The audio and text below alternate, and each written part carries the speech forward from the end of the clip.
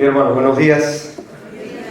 Tengan todos y sean todos bienvenidos a la Iglesia La Roca en esta mañana.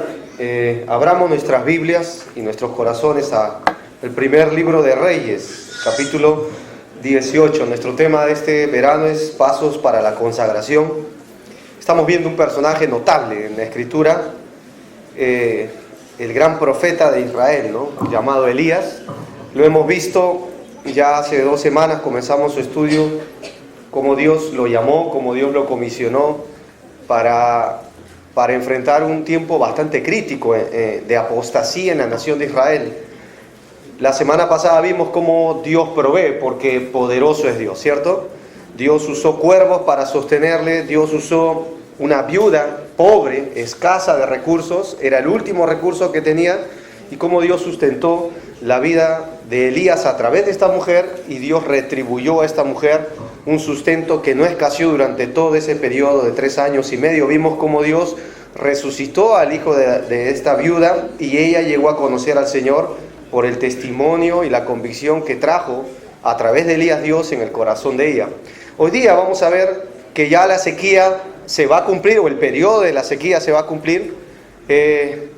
Este es un evento tremendamente importante, creo que es único en la Escritura. Si hay algo que se le caracteriza a Elías, o se le asocia por lo general, es con el fuego, hermanos. Es un profeta que algunos lo llaman el profeta de fuego. Su vida gira alrededor normalmente de 3 montes. Y normalmente cuando él hace su aparición en el pasaje que vamos a ver hoy, después de 3 años y medio de sequía, es básicamente en el monte Carmelo. Luego lo vamos a ver más adelante en los siguientes estudios en el monte Horeb, cuando él va y desciende al valle de la depresión y Dios va a tratar con él. Y ese es el siguiente tema, cómo Dios trata con Elías en su desánimo, en su desaliento. Y luego le vamos a ver, o más adelante se le va a ver en el monte Tabor, según el libro de Marcos, asociado con Elías, Moisés y el mismo Señor Jesús, conversando y teniendo un tiempo de comunión. Miles de años después, la vida de Elías gira alrededor por lo general de montes. Quiero hacerles una pregunta antes de comenzar a leer la palabra de Dios. Hoy es un capítulo extenso. Sin embargo, mi pregunta es, ya para empezar este estudio, ¿cuál fue el momento decisivo de su vida? Hágase esta pregunta, piénselo por un momento. ¿Cuál fue el suceso determinante en usted?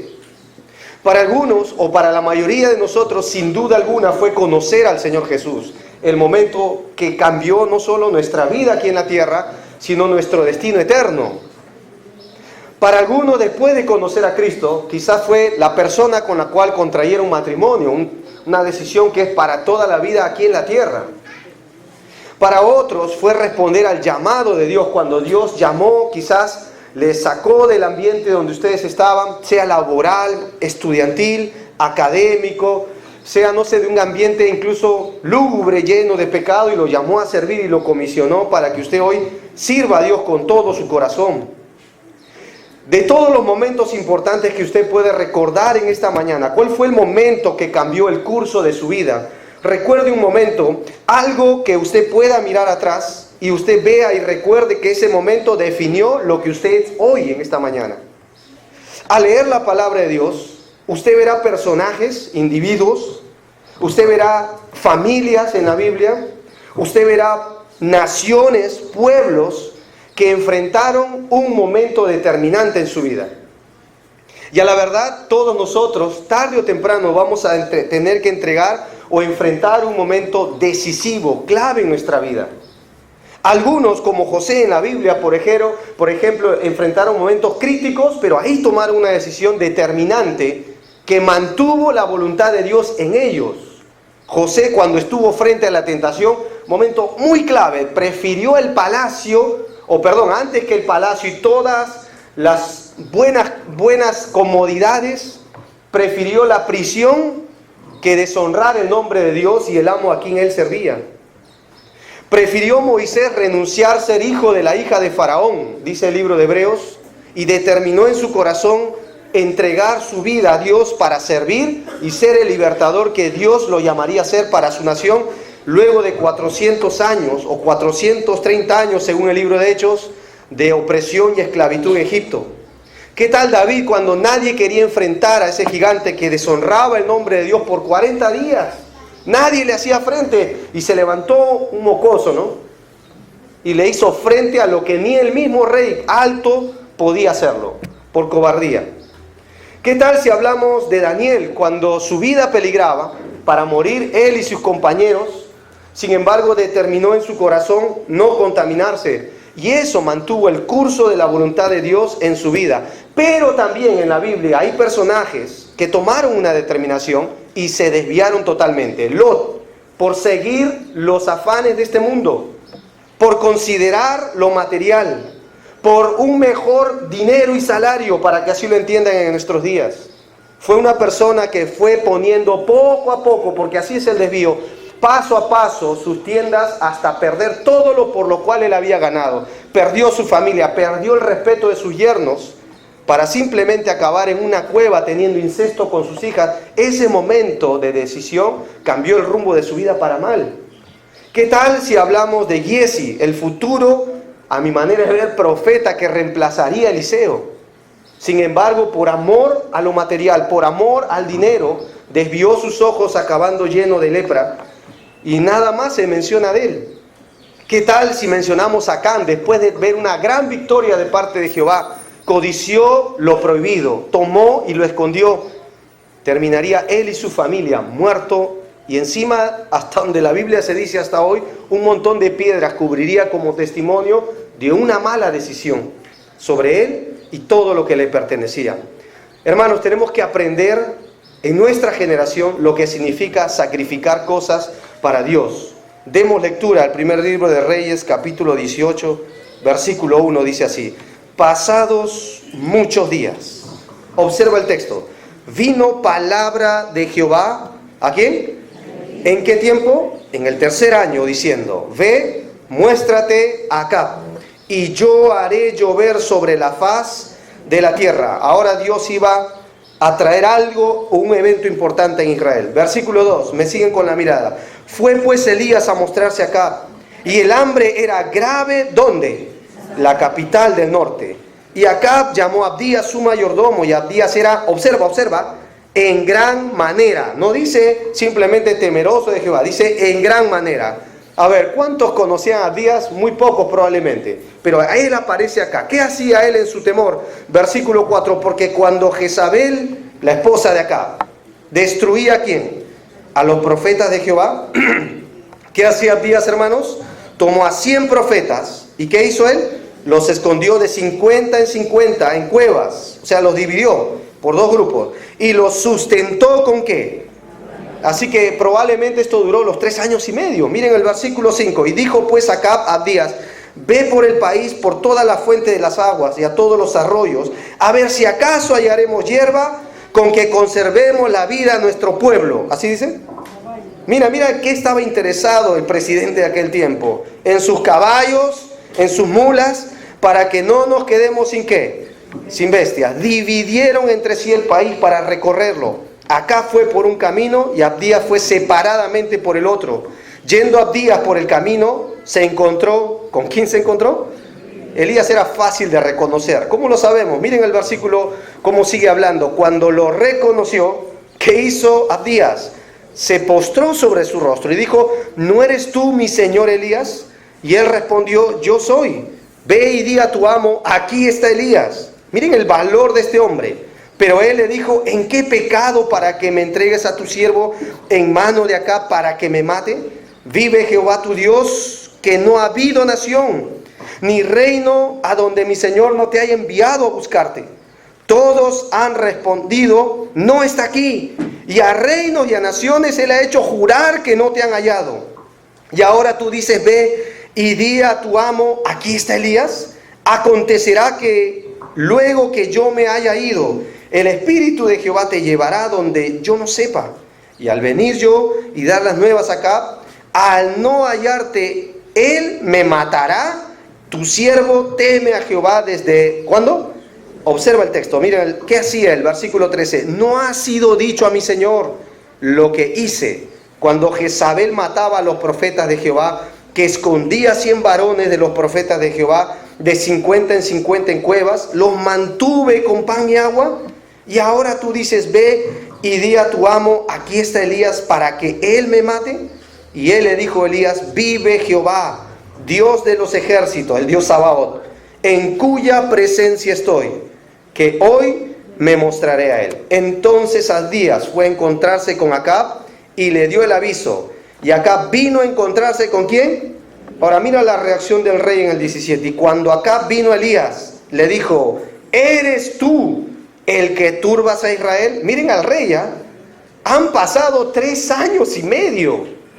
Dios había traído un juicio sobre esa zona y miren la insolencia del rey, no reconoció nada. 18, y él respondió, miren el valor de Elías, yo no he turbado a Israel, sino ¿quién?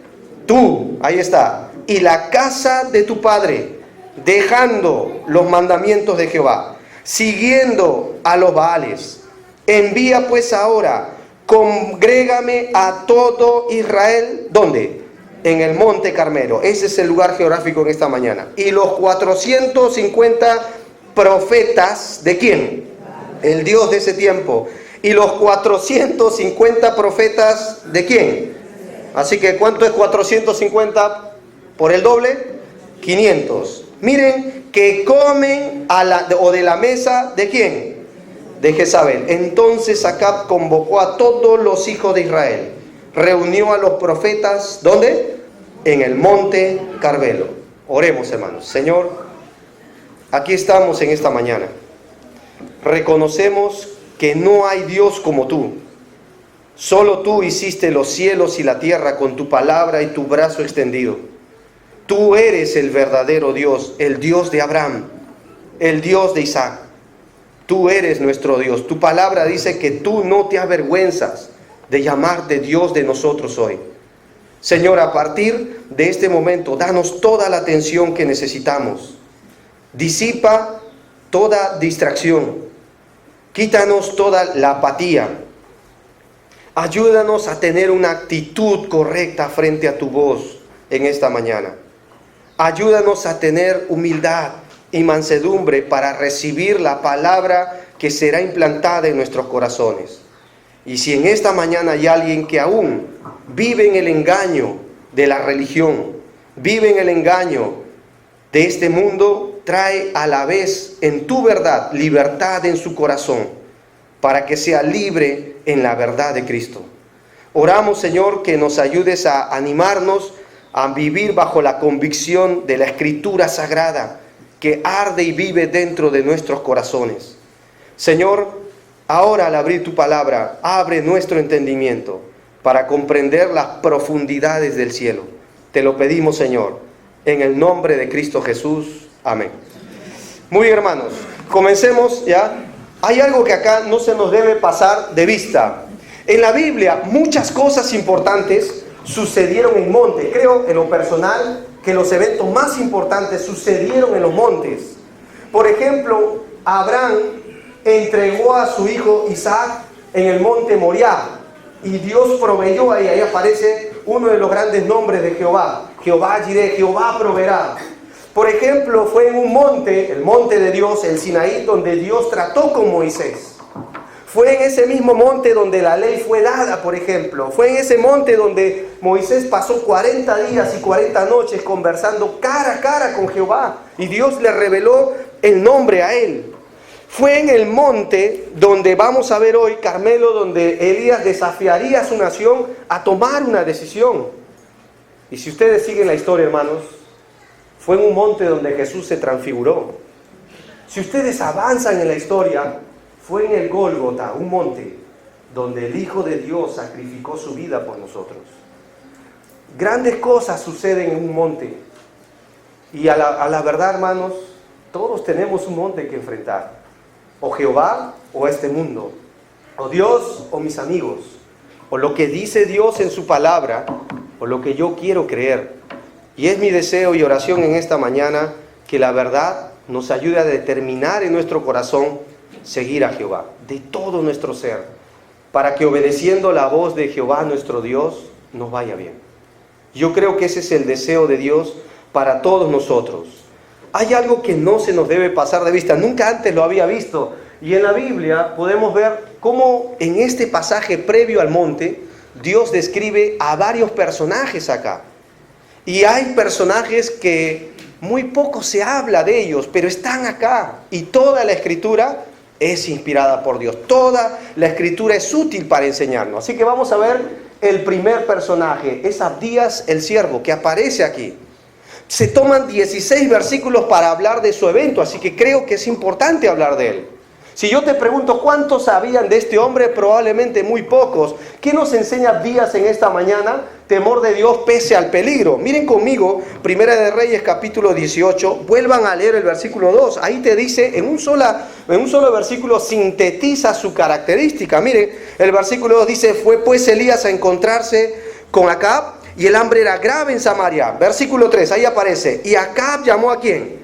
Mira lo que era Abdías en su oficio, era mayordomo, o sea, estaba cerca de los asuntos del rey. Ahora, miren el versículo que sigue hablando. Y Abdías era como, en gran manera, ¿qué se dice? Temeroso de Jehová. ¿Yo saben qué pregunta caló en mi mente? ¿Cómo podía temer a Dios si él veía que mataban a los profetas de Jehová? ¿Cómo podía temer a Dios si la mayoría estaba inclinado a Baal y a otro ídolo llamado Acera en aquel tiempo? ¿Cómo podía prosperar su alma en temor si el líder de la nación era un perverso? Uno de los que lo hemos visto en la serie anterior, que hizo más mal que todos los que antes de él reinaron. ¿Cómo podía reinar si sabía que la mujer de este hombre, una mujer pagana que introdujo la inmoralidad y la idolatría, había amenazado y agarró una represalia? Porque Elías hizo que el cielo se cerrase y en represalia trató de matar a todos los profetas. ¿Cómo podía temer? Ahora dime tú, ¿cómo podemos temer hoy nosotros si nuestro presidente se inclina a leyes inmorales? ¿Cómo podemos temer si nuestro jefe de trabajo no tiene ningún temor de Jehová? ¿Cómo puedo yo creer cuando la mayoría, muchachos en la universidad, le da la espalda a Dios, hace burla de Dios? ¿Cómo puedo yo crecer en mi temor? Este hombre nos enseña que es posible ser la minoría y parar firme por la verdad. Este hombre nos enseña que en tiempos críticos Dios quiere usar personas como Abdías. Este hombre aparece por alguna razón acá. Miren el proceder de Abdías. Versículo 4 dice, porque cuando Jezabel, ¿qué hacía Jezabel? Destruía a los profetas de Jehová. Abdías tomó ¿a quién? 100 profetas y los escondió de 50 en 50 en cuevas y los sustentó ¿con qué? Con pan y agua. Evidentemente el rey no sabía esto, porque si no te imaginas, ¿no? Evidentemente lo hizo en secreto. Su temor no, y es más, el peligro que él tenía no evitó que él hiciera lo que es correcto ante los ojos de Dios. Abdías nos enseña lo que creo que hoy necesitamos cultivar mucho más. Un servicio detrás del telón. ¿Lo han visto? El personaje clave acá no es Abdías, hermanos. Siempre es Dios en la Escritura. Y el segundo personaje acá, clave de este evento trascendente, es el profeta Elías. Pero cuando usted ve en la Escritura personajes de renombre, siempre aparecen personajes que hasta ni sus nombres se tocan, pero que sirven a Dios sin ningún interés personal, sin ningún, a veces, reconocimiento público. Por ejemplo, yo traté de traer a la memoria, ¿ustedes se acuerdan cuando hubo un rey de Egipto llamado Faraón que mandó matar a todos los bebés? ¿Se acuerdan? Histórico, ¿no? ¿Quiénes eran Cifra y Fua? Probablemente nadie lo sabe. ¿Saben quiénes eran ellas? Eran las parteras que temieron a Jehová y conservaron la vida de los niños. Probablemente una de ellas conservó la vida a Moisés, el gran libertador. Pero nadie habla de Cifra y de Fua, ¿cierto? ¿Qué tal si en la historia yo te pregunto quién era Amram y Jocabed? Quizás sea un poco más conocido. Los padres de Moisés, que vieron un niño hermoso y en medio del peligro, ¿sabes qué dijeron? No vamos a someternos a una autoridad nociva y conservaron la vida a su hijo porque lo hicieron por la fe. ¿Qué tal si yo te pregunto, ¿has escuchado de Josabet? Muy poco, quizás nadie se acuerde. ¿Sabes quién era Josabet? Era esposa o era hija del rey Joram, esposa del sacerdote Joiada. ¿Saben qué había pasado en ese tiempo? Se levantó una mujer llamada Atalía que exterminó toda la descendencia real, excepto a uno. Excepto a un hombre llamado Joás. Dios había prometido a David que conservaría una línea real. Se levantó esta mujer Josabet y escondió al niño 6 años en el templo de Jehová. ¿Saben a quién usó Dios para conservar la promesa que vendría más adelante Jesucristo? A esta mujer, pero muy pocos hablan de ella. O quizás ni siquiera le hemos pasado en una atención precisa sobre qué hizo ella. Y hermanos, ¿saben qué? La verdad, ¿quieres que te diga algo? No somos tan importantes los que predicamos desde este púlpito como aquellos que también hacen, quizás detrás del telón o detrás de bastidores, la obra de Dios. ¿Te has preguntado quién tuvo que limpiar este salón? Para que tú y yo nos sentemos con claridad, comodidad en esta mañana. ¿Te has preguntado quiénes proveyeron algunos víveres para que el campamento de la semana pasada se haya hecho efectivo? ¿Te has preguntado quién fue la persona de las ideas, por ejemplo? ¿Saben qué nos anima esto, hermanos? Puede haber tiempos críticos. Y yo creo que debemos parar de buscar un reconocimiento humano. Todos quieren ser reconocidos. Jesús dijo, de cierto ya tienen su recompensa, pero busquemos servir a Dios de todo corazón. Aun cuando nuestra vida pueda peligrar por temor de Dios, siempre hacer lo correcto. Todos hablan del rey David, por ejemplo. ¿Cuántos recuerdan al papá de él? Se llamaba Isaí. ¿Tú sabes que a David al principio se le llamaba el hijo de Isaí? Léelo. Pero muy pocos hablan de él. ¿Qué tal si nosotros hablamos de Apolos, un hombre elocuente, un predicador vehemente, fervoroso, demostraba por las escrituras que Jesús era el Cristo, pero no sabía todo? ¿Saben quiénes lo entrenaron para que sea de más provecho? Una pareja de esposos. Muy pocos hablan de ellos. Aquila y Priscila. Son personajes que están ahí escondidos. Ahora, por lo menos hay nombres. ¿Qué tal los que descolgaron a Pablo por un canasto? Ni sus nombres se mencionan. ¿Qué tal si ahogáramos la vida del Señor Jesús cuando ya se acercaba la Pascua? Pedro se le acerca y le dice, Señor, ¿dónde quieres que preparemos la Pascua? ¿Saben lo que Jesús dijo? Hallaréis a cierto hombre, así dice el texto, que lleva un cántaro sobre él. Él va a proveer. No se menciona ni quién es él. Cuando Jesús está en la vía dolorosa, el rumbo al Calvario, evidentemente el peso de la cruz físicamente lo aplastó. Después de los latigazos, ¿se acuerdan quién le ayudó a llevar la cruz? ¿Saben lo que dice el libro de Marcos? Cierto hombre llamado Simón de Cirene. Y tú dices, ¿quién es ese? ¿Te das cuenta? Y te voy a decir algo, hermano. Te voy a decir algo que brota de esta escritura. Abdías es un claro ejemplo de servir más allá de que me aplaudan o me soben el hombro, hermano. Y yo doy gracias a Dios porque acá hay muchos de ustedes que quizás no están aquí, quizás no están liderando un ministerio, pero son el motor, pero son el combustible que Dios usa para sostenerlo. ¿Qué tal si alguien habla de si un foco de esta propiedad se malogra? ¿Quién lo cambió? ¿Cierto? ¿Qué tal si yo les pudiera hablar quién me sostuvo? ¿De dónde vino un sustento económico para poder prepararme a estudiar? No conocía a ese pastor hasta que un día vino acá por más o menos 5 años, 4 años. No sabía quién era. Dios usa personas que a veces no son nada conocidos, hermanos. Pero Dios quiere usar a cada uno de nosotros, aun cuando nuestra vida puede encontrarse en peligro. Detrás de un Elías siempre hay un Abdías. Detrás de un David hay personas como Isaí. Detrás de Moisés tú vas a ver a sus padres. Todos hablan del hombre más fuerte del mundo. Pocos hablan de los padres de Sansón. Pocos hablan, te animo, hermanos, los que están casados, léanlo. Siempre están juntos los papás, siempre están juntos y desaparecen juntos.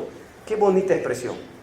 Dios usa personas sin necesidad de reconocerlas muchas veces, pero sin duda alguna las reconoce en su reino eterno. Sin duda alguna Dios las usa como usó Abdías. Tiempos críticos nos enseñan y que Dios levante hombres y mujeres más allá de un aplauso público, hermano. Y que si tú estás sirviendo y deseas un reconocimiento humano, no busques algo temporal, siga sirviendo a Dios. Siga sirviendo a Dios aun cuando nadie sepa. Mira, el libro de Colosenses dice, no sirviendo al ojo, como los que quieren agradar al hombre, porque a Cristo el Señor servimos. Jesús dijo en el libro de Juan, si alguno me sirve, sígame. Y donde yo estuviere, allí estará mi servidor. Y si alguno me sirviere, ¿saben cómo termina el texto? Palabras literales del Señor Jesús, mi Padre le honrará. ¿Desea la honra de Dios? Sirva a Dios con su corazón más allá de un reconocimiento humano. Se necesita temor. Hay varios pasajes que uno podría aplicar. ¿Quién es el hombre que teme a Jehová? Miren, Él le enseñará el camino que ha de escoger. Ahí está Abdías. Miren otra expresión, ¿gozará él de qué? No vas a ver que Abdías murió de hambre en ese periodo. ¿Qué más dice el texto? Y su descendencia heredará ¿qué? La comunión íntima de Jehová. ¿Con quiénes es? Con los que le temen. Tema a Jehová. Haga lo que es correcto hacer, aun cuando la gente no hable de usted. Otro pasaje yo puedo mostrarle, dice, aunque el pecador haga mal 100 veces. Porque Abdías pudo haber dicho, pero todo está peor. ¿Cómo puedo temer y servir a Dios? Mira, la mayoría se inclina al opuesto o a estar en contra de Dios. No me gusta ser la minoría. Pero mira lo que dice el texto de Eclesiastés. Y prolonguen sus días, con todo yo también sé, dice Salomón, que les irá bien, ¿pero a quién? A los que temen a Dios. Los que a Dios temen. ¿Y qué más? Y los que temen ante su presencia. Pero también dice que no le irá bien al impío, aunque en un momento prospere y haga mucho más mal. Como hoy se ve en nuestras noticias, en nuestro país. Dice el texto ahí, por cuanto no teme delante de la presencia de Dios. Uno a veces ve personas que prosperan, pero a costa de un soborno. Personas que se enriquecen a costa de coimas en nuestro país. Personas que van prosperando habiendo tomado malas decisiones y habiendo dado la espalda a Dios. Mira, hermano, empecemos a mirar con perspectiva eterna. Dios tiene algo diferente para nosotros. Y aun cuando el pecador y la maldad aumente más y más, sea usted fiel. Dios nos ha llamado a ser una iglesia que va en contra de la corriente de este siglo, que va en contra de la corriente y todo intento de Satanás para seducir nuestras almas a no temer a Jehová. Siga sirviendo a Dios con todo su corazón. No menosprecie lo que hace para Dios, porque un día va a sonar en lo eterno, hermano. Haga lo que haga, sirva a Dios con todo su ser. No mengue esto. No intercambie, no lo negocie. Abdías es un claro ejemplo de hacer incluso en lo secreto, aún a costa de su vida, lo que es correcto por temor de Dios, pese al peligro. Otro personaje que aparece es el rey Acab. Y este Acab nos enseña terquedad a pesar de la crisis. Miren conmigo el versículo 17. Es notorio que han pasado 3 años y medio. Y miren el texto. Y cuando Acab vio a Elías, le dijo, ¿eres tú el que turbas a quién? ¿Qué está haciendo Acab? A ver, díganme ustedes. ¿Qué está haciendo Acab? ¿A quién está culpando de la desgracia? A Elías. Mira, hermano, son 3 años y medio de sequía. Ahora, vamos a ser muy claros en esta mañana. No hubo ni un ápice de remordimiento por lo que él hacía como rey. Ahora, yo quiero hacerle una pregunta a aquellos que están en esta iglesia y que todavía siguen en insistir en vivir en pecado. Escuchen esto. ¿Qué estás esperando para volverte a Dios? 3 años y medio han pasado. La sequía trajo un hambre grave. ¿Hasta dónde quiere llegar usted para volverse a Jehová? ¿Sabes que hay gente así? Que su alma se ha secado, su familia se ha secado, los principios de Dios están secos en el alma de esas personas. ¿Sabes a quién culpan hoy? A la iglesia. ¿Sabes a quiénes culpan hoy? A los ministerios que Dios levantó. Incluso culpan al mismo Dios y dicen, si yo no hubiera ido a esa iglesia, nada malo me hubiera pasado. He escuchado personas que hasta dicen, me arrepiento de haber ido a la iglesia. ¿Sabes qué pasó con Acab? 3 años y medio, ni un remordimiento. Si tú ves el libro de Apocalipsis, Dios traerá juicios tras juicios en la tierra. ¿Y sabes qué pasará? Ni aún así los hombres se arrepentirán. Al contrario, no dejarán de hacer sus brujerías, no dejarán de blasfemar en el nombre de Dios. Léelo, Apocalipsis, a partir del capítulo 6, Dios va a traer juicio tras juicio, y en lugar que el hombre se conmueva y se arrepienta, más se volverán contra Dios. Acá yo veo un rey que en lugar de aceptar su plena culpa, culpa a otros. Mira, se está justificando. Y el versículo 18, ahí está Elías. Y él respondió: yo no he turbado a Israel, yo no lo he hecho, sino tú y la casa de tu padre. ¿Cuál fue la razón? Dejaste, dice ahí, los mandamientos de Jehová. ¿Siguiendo a quién? Lo que ves ahora, lo que está sucediendo, es por tu culpa. No es culpa de Dios, no es culpa de este hombre. Es la decisión mala que un día tomaste. Ahora, hermanos, si alguien que me oye en esta mañana está justificando lo que está haciendo, está tratando de culpar a cualquier cosa, sin dar un paso al frente y reconocer que lo que está pasando es producto de su mala decisión, prepárate para más sequía, prepárate para más problemas, prepárate para que Dios no intervenga. ¿Sabes cuándo Dios interviene? Cuando hay un corazón arrepentido, el corazón contrito y humillado, dicen los salmos, Dios no desprecia. Tal vez usted está pasando por problemas porque Dios está llamando su atención. Tal vez usted siente que hay sequía en su vida, en su hogar, porque tal vez Dios dice: ¿cuándo vas a mirar a los cielos y reconocer que separados de mí nada podemos hacer? Tal vez eso está sucediendo en su vida. Y tal vez tengamos que dejar de hacer como acá, de continuamente obstinarnos y entercarnos. Hay algunos principios, por ejemplo, a causa de la iniquidad de su codicia, me enojé, lo herí, dice Dios, a su nación, escondí mi rostro, me indigné, y él, ¿qué hizo? ¿Qué siguió haciendo Israel? Siguió desviándose. Yo quiero hacerte una pregunta. Dios te ha hablado vez tras vez: deja, corta esa relación, deja esa amistad. Tus padres quizás son la herramienta de Dios. Tenga cuidado con lo que estás haciendo, con la decisión, con quién vas a salir, y usted hace caso omiso. ¿Saben lo que dice la Biblia? El hombre que reprendido endurece su cerviz, de repente será quebrantado. ¿Y qué va a pasar? Ya no va a haber solución. ¿Está escuchando usted vez tras vez como acá la amonestación de Dios? E insiste en culpar a otros, insiste en decir que todos se han vuelto en su contra, como acá.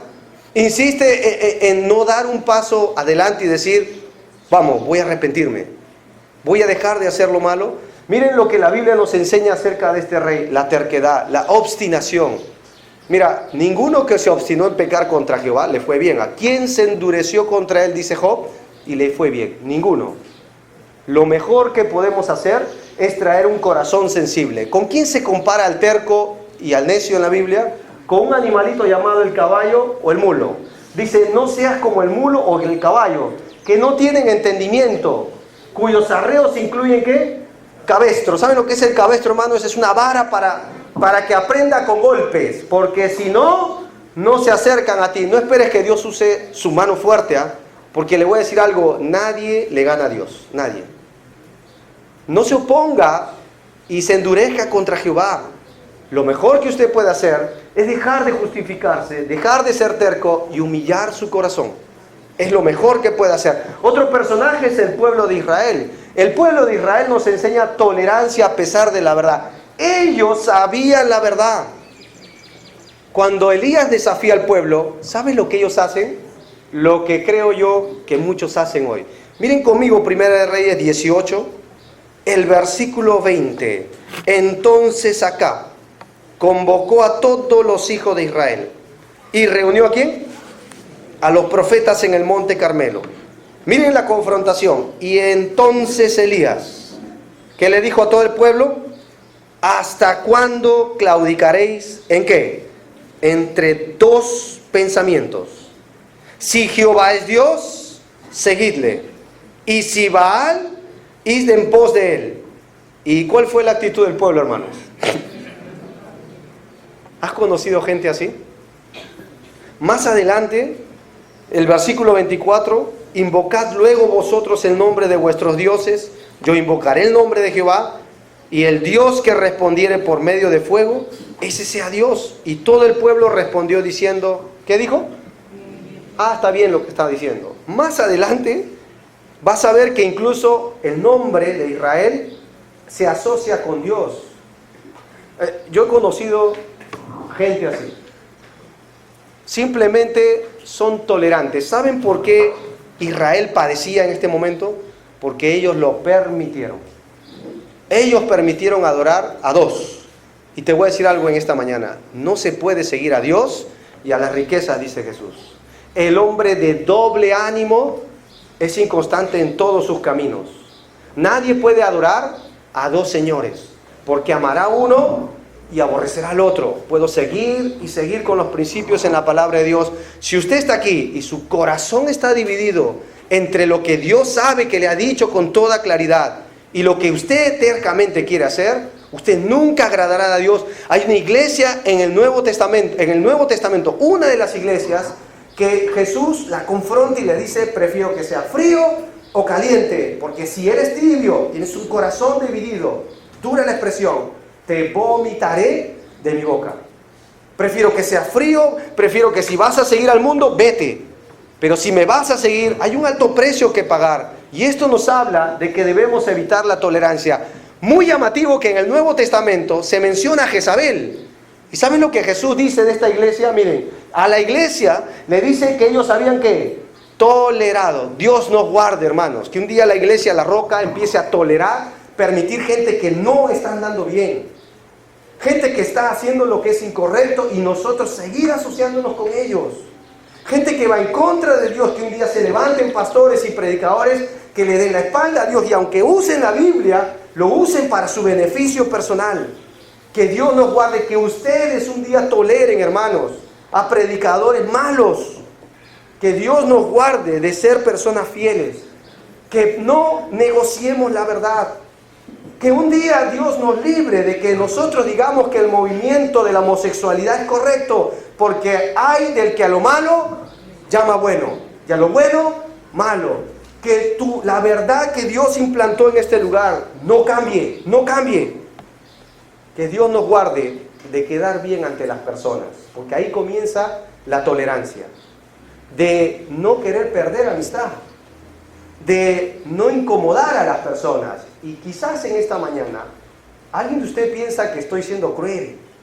Tal vez usted se está incomodando con lo que está enseñando Dios a través de su palabra, pero tengo que hablar la verdad, porque antes que ustedes, hermanos, como público, Dios me es testigo de lo que dice su verdad y no podemos negociar la verdad.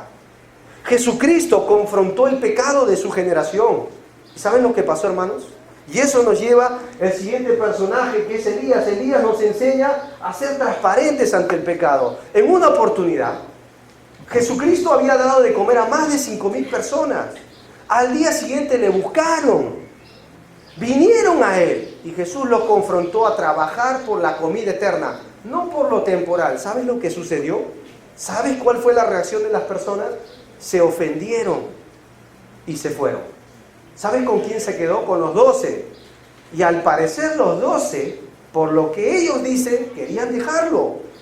Dijeron entre ellos, y Jesús los confrontó, esto les ofende. Entre ellos decían, es dura es esta palabra. ¿Ustedes se quieren ir también? Estaba dispuesto a ir solo. Enseña la verdad y no vas a ser muy famoso hoy.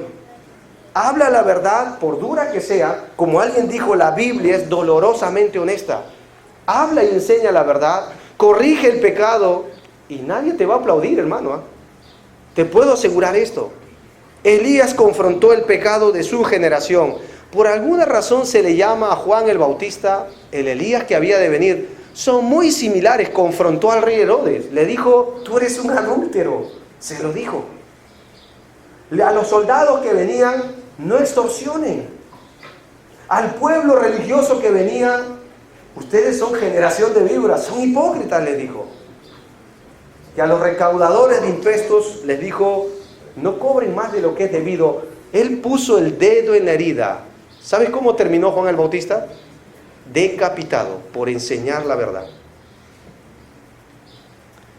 Hermanos, ayer o anteayer, ¿no? El día viernes, me pasó algo raro. En el campamento había un niño que a la verdad fastidiaba la clase, te lo digo así. Era como enviado por el enemigo, ¿no?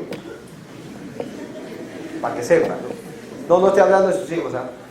Ya, ni tampoco del mío, ¿no? Pero había un niño que cuando la maestra enseñaba se paraba, golpeaba a los demás y culpaba a otros. Eso me llamó la atención. Y ya nos habían informado hasta que justo la última clase fue acá y yo estuve allá. Literalmente vino y le tiró la hoja a la maestra y golpeó a un chico. Lo agarré firme del brazo y lo puse atrás, lo senté conmigo. ¿Saben qué pasó por mi mente? Me va a denunciar. Créeme, me dio temor. Va a pensar, si él miente con facilidad, ¿entiendes? El cuidado que uno debería tener, ¿no? Luego se lo entregué a la hermana Rocío y le dije, he aquí el hombre, ¿no?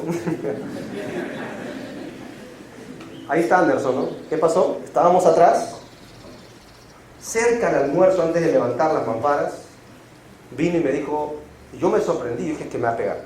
Estaba yo sentado ahí, ¿no? ¿Saben lo que me dijo el niño? Hermano Brian, perdóname, yo hice mal. Ahí está, ¿no? Y cuando veo está que se ponía a llorar. Aguántese, le dije. ¿Saben qué nos enseña esto, hermanos? No te canses de hacer el bien. Puede ser que los principios van a incomodar a las personas, pero solo la verdad, escucha bien esto, solo la verdad os hará libres. No cambies la verdad, aun cuando parezca que vas a incomodar, enseña la verdad. Debe arder en nuestro corazón lo que Proverbios dice. Muchos hombres proclaman cada uno su propia bondad, pero hombre de verdad, ¿quién lo hallará? Dios levante hombres que no negocien la verdad. Si tú no enseñas la verdad, por miedo a incomodar, por miedo a perder, escúchame esto, ¿cómo van a saber de su condición ante Dios? ¿Cómo van a entender que necesitan salvación? ¿Cómo, hermano? ¿Cómo? Enseña la verdad. Y Elías fue una persona transparente, confrontó el pecado. Ahora, ¿cómo lo hizo? El resto de versículos lo enseña. Miren el versículo 22. Elías volvió a decir al pueblo, miren lo que dijo, solo yo he quedado, ¿qué? Mas de los profetas de Baal hay 450 hombres. Ahora están en el monte, ¿eh? Y dice el texto ahí, dénsenos pues 2 bueyes y escojan ellos uno, córtenlo en pedazos, pónganlo sobre la leña, pero no pongan fuego debajo, y yo prepararé el otro buey y lo pondré sobre leña y ningún fuego pondré debajo. La tradición dice que ellos ponían algo de fuego para que aparentemente los profetas salgan como, su Baal, ¿no? Fue el que hizo incendiar el holocausto. Parece ser que Elías se aseguró y miren lo que mandó a hacer. Invocad, dice el versículo 24, luego vosotros el nombre de vuestros dioses. Yo invocaré el nombre de Jehová, y el Dios que respondiere por medio de fuego, ese sea Dios. Y todo el pueblo respondió diciendo, bien dicho. Probemos entonces. Entonces, 25, Elías dijo a los profetas de Baal, escogeos un buey, preparadlo vosotros primero, pues que sois los más, ustedes son más cantidad. Se supone que voy a perder por goleada, ¿no? Miren el versículo cómo termina. E invocad el nombre de vuestros dioses. Mas, ¿qué les volvió a decir? No pongan fuego, vamos a ver si es verdad. Y ellos tomaron el buey que les fue dado, lo prepararon, invocaron el nombre de Baal. ¿Cuánto tiempo les demoró? Desde la mañana, ¿hasta cuándo? Hasta el mediodía. Miren, mañana para un judío era 6 de la mañana. Miren el versículo diciendo, Baal, respóndenos. Pero ¿qué? No había voz, ni quien respondiese, entre tanto que ellos andaban saltando. Miren la actividad. Cerca del altar que habían hecho. Y aconteció al mediodía, ¿qué empezó a hacer Elías? Ahora, no use este versículo para burlarse de las personas, pero acá hay un aspecto gramatical que se llama ironía. Miren el versículo, y aconteció que al mediodía, que Elías, ¿qué empezó a hacer? Se burlaba de ellos, diciendo, gritad en alta voz, Porque no dicen que es Dios, se lo estoy traduciendo yo. Quizás ¿qué está haciendo el Dios de ellos? Está meditando, o capaz que está ocupado con un trabajo, ¿no? O va de camino, quizás ya va a venir. Sigan muchachos. Tal vez está cansado y duerme. Y hay que, ¿qué? Agarra las cachetadas para que responda, ¿no?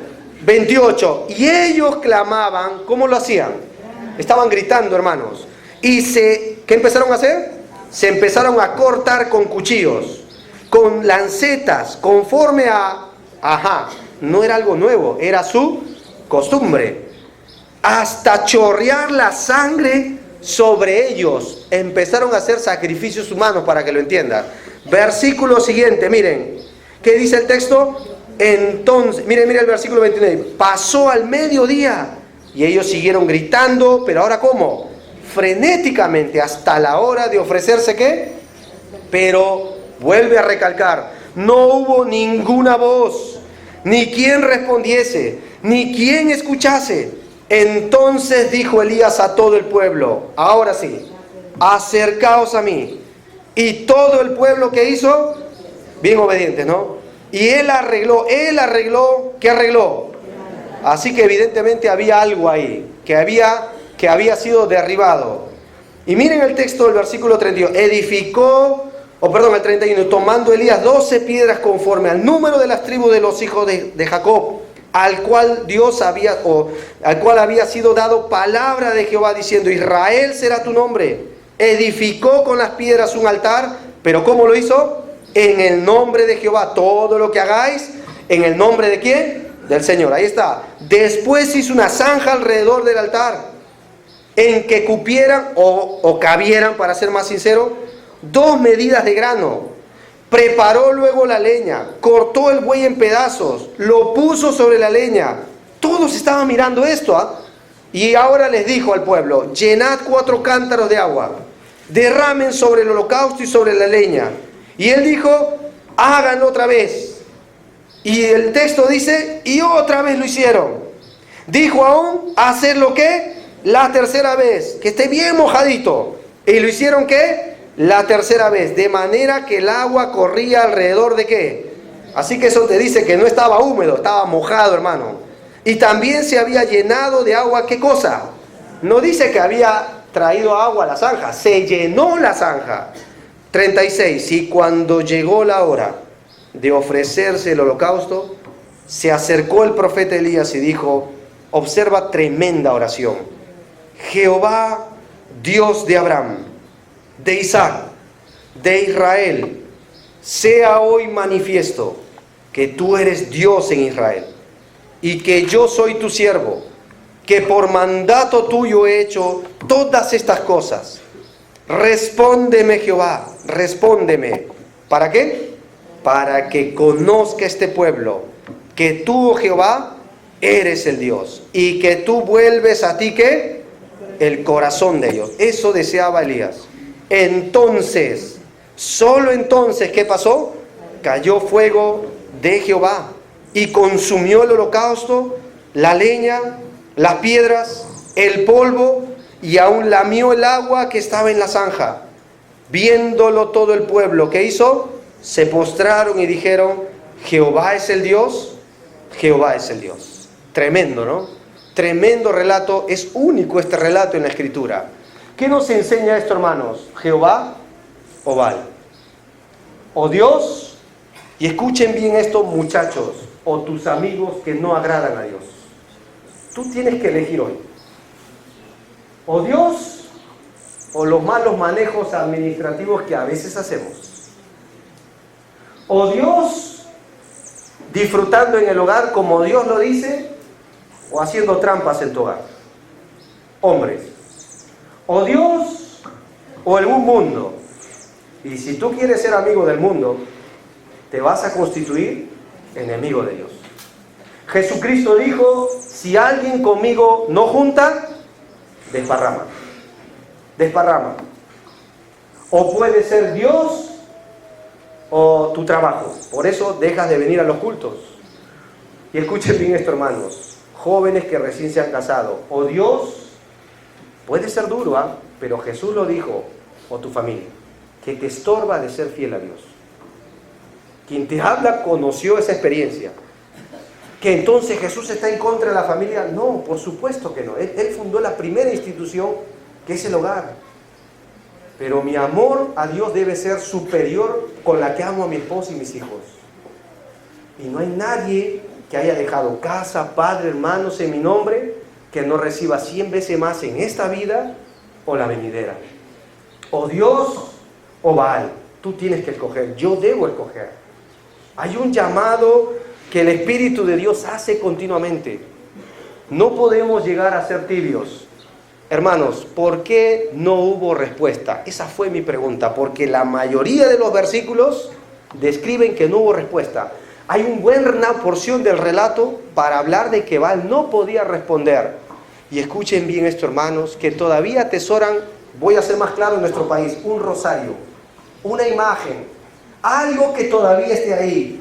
Dios no podía responder, o el Dios de Dios, este es Baal. ¿Por qué no respondió él? Porque la Biblia dice que los ídolos de ellos, ¿qué son? Plata y oro. Dice el texto, obra de ¿qué? De manos de hombre. ¿Por qué no hubo respuesta? Porque ellos tienen boca, pero no hablan. Tal vez la Virgen María, ¿cierto? La imagen de la Virgen María. Mira, tienen ojos, ¿pero qué? Tal vez la imagen del Señor de los Milagros. Tienen orejas, mira, no importa cuánto recen. Él no va a hacer nada. ¿Qué tal esa novela muy conocida hoy, ¿no? Por los mexicanos, ¿no? Que la mayoría no se lo quiere perder, hasta lo graba, ¿no? La Flor de Guadalupe, ¿no? Algo así, ¿no? Que es toda una... Eso sí saben. ¿No? Que ¿te acuerdas? ¿Se acuerdan, no? Manos tienen y no palpan. Por tanto, en cuanto a comer lo sacrificado a los ídolos. Ahora, léanlo conmigo con contundencia. Sabemos que un ídolo, ¿qué cosa es? Hermano, si alguno se está ofendiendo acá, yo no enseño esto. Esto lo dice Dios. Lo que tú estás confiando es nada. ¿Entiendes esto claro? Es nada. Pero es un recuerdo esta imagen. Es nada. No te harás imagen de lo que está arriba en los cielos, ni debajo de la tierra, ni debajo de las aguas. Porque un ídolo es nada. ¿Por qué no hubo respuesta en aquel día? Porque un ídolo, una imagen, una escultura, es nada. Y si tú confías en ellos, vas a ser igual. Eso es lo que dice el salmista. Una imagen no puede salvar. Dios solo iba a responder por su honor. Dios solo iba a responder porque estaba en juego que quería que el pueblo reconociera que Jehová es Dios. El pueblo acá va a reconocer que es Dios, pero también el pueblo va a renovar su compromiso con Dios. Miren el versículo último, en el versículo 39. Viéndolo todo el pueblo, se postraron y dijeron: Jehová es el Dios, Jehová es el Dios. Entonces Elías, ¿qué dijo? Bueno, si Jehová es Dios, prended a los profetas de Baal, para que no escape, ¿qué? Ninguno. Ellos los prendieron y los llevó Elías al arroyo de Cisón. Ahora léanlo, hermano, porque esto está en la Escritura. ¿Qué hizo Elías? Si tu mano te es ocasión de caer, sácala. Si tu pie te es tropiezo, córtalo. Si tu ojo te es un problema, arráncalo. Hermano, qué duro es esto. Sí, el Señor lo enseñó. Porque Él sabe el efecto del pecado. El pecado nunca queda así. Si queremos consagrarnos a Dios, debe ser todo o nada. O Jehová o Baal. Ahora, ¿qué podemos decir de los principios para llevar a nuestra casa? En primer lugar, es insensato creer que todas las religiones son iguales. Todos vamos al mismo lugar. ¿Lo has escuchado? Pero es el mismo Dios. Todos hablan de Dios, hermano. No juzgues, hay que respetar. El movimiento de la nueva era hoy. En realidad no importa lo que uno crea, dice. Con tal de que creen algo. Todos estamos en un mismo viaje y eso no importa. Voy a decirle algo con claridad, hermanos. Ese día, en ese monte, ese argumento quedó desbaratado. Ese día, en ese monte, ese argumento quedó anulado.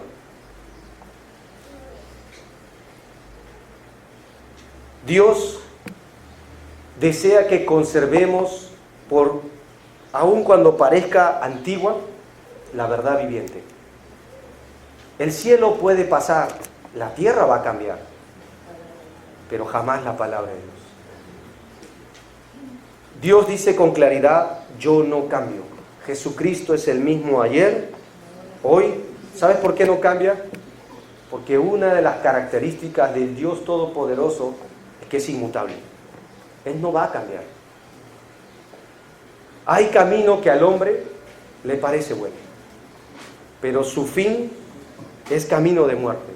Hermanos que defienden la verdad, no deje que alguien le diga que no importa lo que usted cree, que todas las religiones son iguales. Es más, ni siquiera el cristianismo es una religión, es una relación con Dios. Vive Jehová en cuya presencia estoy. Algún día ellos se darán cuenta del error de su camino. Otro principio que veo acá, que actividad y pasión, dinamismo, entusiasmo no son sinónimos de espiritualidad. Tal vez algunos no lo pueden tomar a bien, pero a veces nos han juzgado como iglesia, ¿por qué no hacemos sanidades? ¿Cierto? ¿Por qué no hacemos movimientos con las canciones? Parece que están muertos en la alabanza. ¿Cierto? ¿Vieron a los profetas de Baal? Saltaban, estaban frenéticos, mucha actividad, hermano. Y eran sinceros al parecer, pero no hubo respuesta. Pero tenían fe. Mi pregunta es, ¿fe en qué? Porque lo importante, dice un escritor, es cultivar una buena fe. Mi pregunta es, ¿en quién? Hay dos clases de fe, porque hasta los demonios creen, tienen fe y tiemblan. Pero no es la fe, sino en quién yo la deposito. Y hay una sola verdadera fe. Y es la que viene como un don celestial. Porque solo Jesús es el autor y consumador de la fe. El Hijo de Dios, no hay otro. No es sinónimo que mucha actividad es porque estamos haciendo bien las cosas. Y si no me crees, lee la iglesia de Éfeso. Mucho trabajo, pero descuidaron lo más importante, el primer amor. Y otro principio que aparece acá es la urgencia en la crisis espiritual de hombres y mujeres de verdad. Abdías, no muy reconocido, pero temió a Dios e hizo lo que debía haber hecho en sus tiempos. ¿Sabes que se toca de Abdías o lo que hizo en el Nuevo Testamento, aunque ni se menciona de él? Dios en el libro de Romanos menciona el evento de que Dios conservó 7,000 hombres que no se doblaron ante Baal. De esos 7,000, muy probable es los 100 que Abdías escondió. Porque las obras que hacemos para Dios van más allá de esta vida terrenal. Abdías nos enseña eso. ¿Qué tal Elías? Hombres que se paran, pueden incomodar. Quizás al mundo que les rodea no les va a gustar, pero que enseñan la verdad de Dios y confrontan lo que está mal. En aquel día sucedió un evento único en la historia en ese monte. Fuego de Dios cayó sobre ese sacrificio, ¿cierto? Yo me pregunté, ¿por qué hizo Dios toda esta escena? ¿Por qué está escrito esta porción en la palabra de Dios? Porque Elías en su oración dice que tú eres, oh Jehová, el Dios, y que tú vuelves a ti el corazón de ellos. ¿Qué quería Dios de su nación? Que el corazón se vuelva totalmente a Jehová. Dios le dijo vez tras vez a su nación, yo te entregué en manos de tus enemigos. Yo te herí, te cerré los cielos, y con todo no volviste a mí. ¿Problemas? Tal vez Dios quiere que te vuelvas a Él. Tal vez alguien acá se ha distanciado de Dios. ¿Sabes lo que Dios quiere? ¿Sabes lo que Dios quiere? Vuélvete a Él. Todavía hay tiempo. ¿Qué tal el evento único en el Gólgota? ¿Saben por qué el fuego de Dios, la ira de Dios, el juicio de Dios, como dice el libro de Isaías? Jehová quiso quebrantar a su Hijo, quiso hacerlo. Cayó sobre Jesús. ¿Sabes por qué Dios respondió así? ¿Sabes por qué Dios lo hizo así? Porque Él dice desde la cruz, vuélvete a mí. Porque solo a través de Jesucristo el hombre puede ser reconciliado. Ahora, amigos que nos visitan, así como hubo un altar y fuego cayó en aquel día, también hubo un altar llamada la cruz. Si usted está confiando en el madero, está totalmente equivocado. Porque la Biblia dice, maldito todo aquel que es colgado de un madero. Usted debe confiar en aquel que ya no está en ese madero, que ya no está en la tumba y que hoy muy pronto regresará. Es el Hijo de Dios, que al tercer día, un día como hoy, muy temprano, venció la muerte, pagó nuestros delitos, nuestros pecados, pero primero cayó la ira de Dios sobre él. ¿Por qué lo hizo Dios Padre así? Porque es la manera de reconciliar al mundo. Porque a través de ese sacrificio, hoy le grita al mundo a través de la iglesia, reconciliaos, reconciliaos. Solo hay una manera de ser salvos, solo hay una manera de venir al verdadero Dios, porque solo hay un Dios verdadero y un mediador entre Dios y los hombres, se llama Jesucristo. No hay otro Dios. Ese día importaba mucho en lo que uno creía, y hoy en esta mañana importa que usted crea que está distanciado de Dios, como cada uno de nosotros, pero que creas que Cristo murió por amor a cada uno de nosotros, resucitó, y que solo en su sacrificio usted puede ser agradable otra vez a Dios. Esa es la verdad, por dura que sea, y solo la verdad os hará libres, y si el Hijo de Dios te libertare, seréis libres de verdad. ¿Qué debo hacer? Arrepiéntete en esta mañana. Vuélvete de todo corazón al Salvador. Y en un solo momento, Él va a perdonar todos tus pecados y te hará una nueva criatura. ¿Estás dispuesto? Vamos a cerrar nuestros ojos e inclinar nuestra cabeza.